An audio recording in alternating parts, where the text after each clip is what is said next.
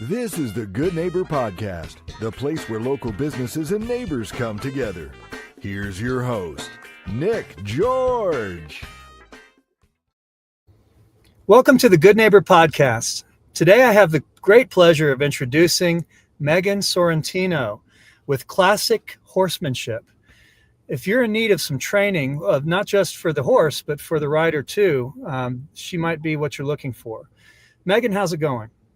I'm doing well. How are you? Excellent. Tell us all about Classic Horsemanship. It's actually classical horsemanship. Classical horsemanship, sorry.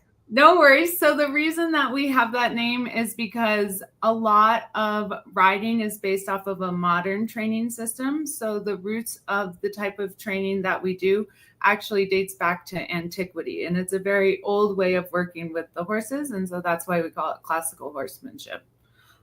We are a riding school that's just a little bit northwest of downtown Fort Collins, and we offer riding lessons, we offer training for horses, and we do offer boarding. We are unique in that we don't do open boarding, so all of the horses that are boarded on the property are students' horses. And the reason that we do that is because we have a very special and particular way of working with the horses. We focus more on each horse's unique ability and using gentleness and kindness to train the horses. And so because we have that approach, we try to have a very good community of people that are also like-minded in the way that they work with their horses. Megan, how did you get into this business of classical horse training, people training? I was lucky enough to have a mentor. His name was Craig Stevens, and I met him in May of 2012. And he taught himself French and translated a lot of old French writing books, which is where the roots of this type of writing that we teach came from. So he learned French, translated books. He learned it from a few different masters all over the world. And then he himself trained horses and taught riding all over the world. So I had the pleasure of living with him for about a year and a half at his riding school in Washington.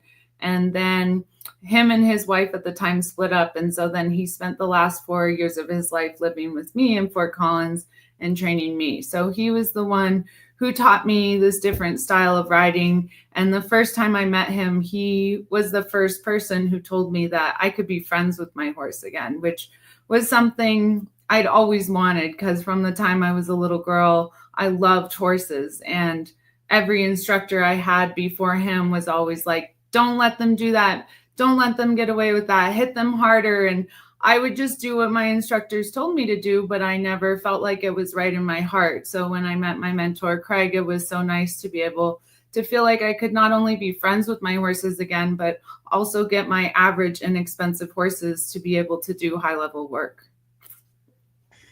You kind of answered the next question I was going to ask you, maybe. What are some myths or misconceptions in your particular niche of training? And that may have been one of them. Anything else that you'd like to cover, or would you like to elaborate more on the myths or misconceptions about what training looks like? Oh, there's so many of them. I mean, one of them for sure, like I just mentioned, is that a lot of people think that they have to get a more and more expensive horse to be able to do high level work, and that they don't realize that the modern training system is broken, that there's an older way of working horses, that the modern training system is based off military riding. Well, in the military, the horse is expendable. There's always another horse. And so the biggest misconception is that anybody, whether any rider and any horse, if you put in enough time, can get to a high level.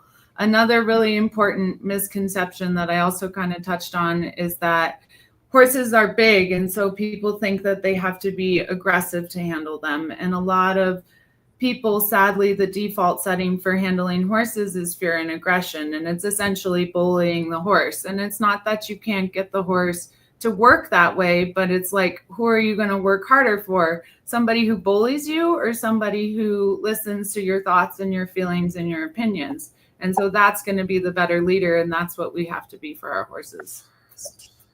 Wow. So We know that marketing is the heart of every business. Who is your target clientele, and how are you reaching out to them now in the digital world?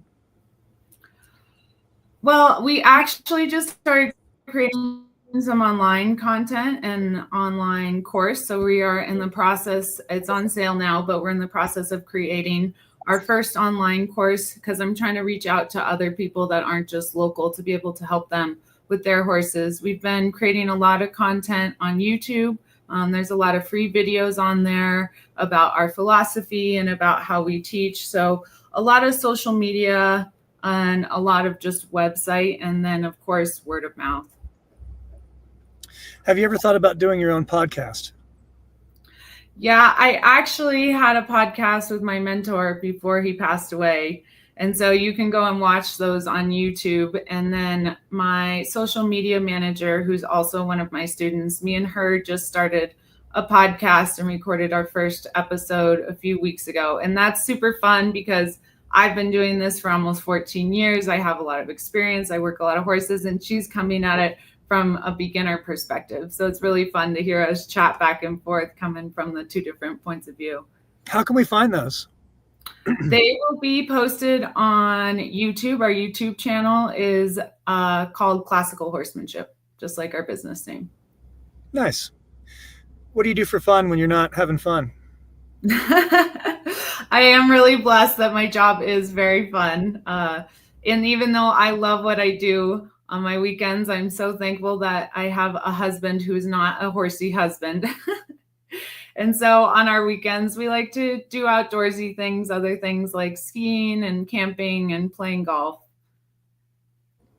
Is there a hardship, and stop me if you don't want to talk about any of that, but is there a hardship in your life that you overcame that made you stronger?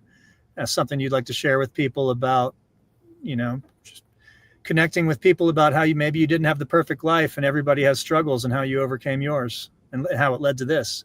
Anything like that?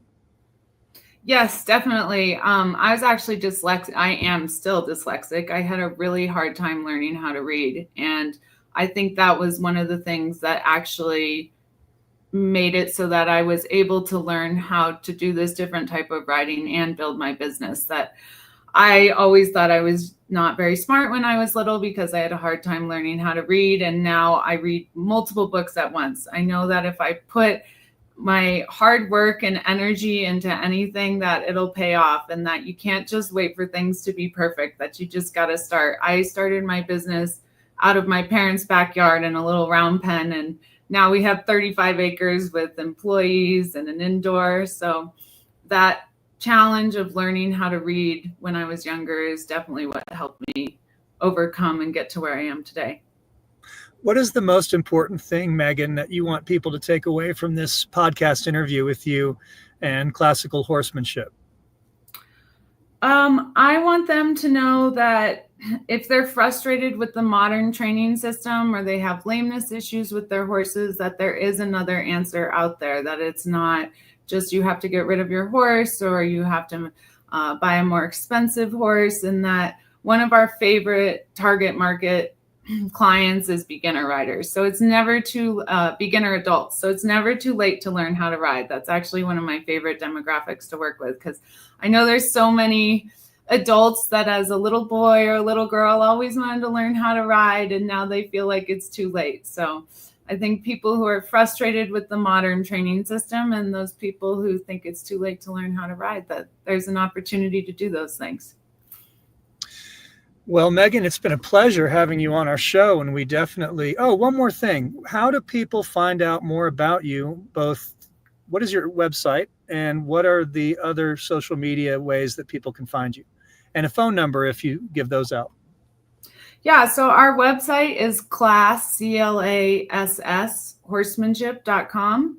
And then you can find us on all social media platforms. We have Instagram, which is at Classical Horsemanship, Facebook, which is at Classical Horsemanship, TikTok, that's at Classical Horsemanship, and then YouTube at Classical Horsemanship. And we do quite a bit of posting and trying to teach people through videos and such online. Is there a phone number? Yeah, it's 970-215-3330, and it's always best to text for a faster response. Well, that's all very easy to remember. Again, Megan, it's been a pleasure having you on our show, and we definitely wish you and Classical Horsemanship the very best moving forward. Thanks for having me. Thank you for listening to the Good Neighbor Podcast. To nominate your favorite local businesses to be featured on the show, go to gnpfortcollins.com. That's gnpfortcollins.com or call 970-4